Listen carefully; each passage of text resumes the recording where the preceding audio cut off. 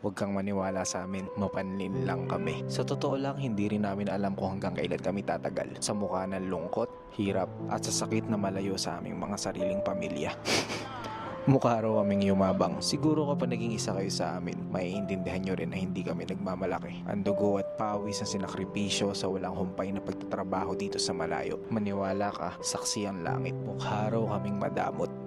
Unang-una, hindi po kami milyonaryo. Kung alam nyo lang na ang bawat araw ng buwan dito ay nagmimistulang petsa de peligro. Binigay na kasi namin lahat para sa inyo. Kahit wala nang matira para sa aming mga sarili, huwag lang kayo makaramdam ng hirap dahil kayo na lang ang natitirang lakas namin. Mukha raw kaming masaya. Kung alam nyo lang na gabi-gabi kaming nakasilay sa mga larawan nyo. Umaasa na hindi nyo kami kalimutan sa bawat taon na dadaan. Nakakalungkot pero alam kong tatagal pa ng dekada ang labanan. Kung may pagpipilian lang, sino bang gugustuhin tumalon sa bangin ng pagdududa at ng kawalan? Kung kaya lang sanang tuparin ang lahat ng pangarap natin sa Pilipinas, hindi na kami susugal at magpapakahirap dito sa ibang bansa. Pero dahil kayo ang lakas at ang natitirang pag-asa, maninindigan, handa kaming makipagsapalaran at magkubli sa isang matapang at mapanlinlang na kabayan.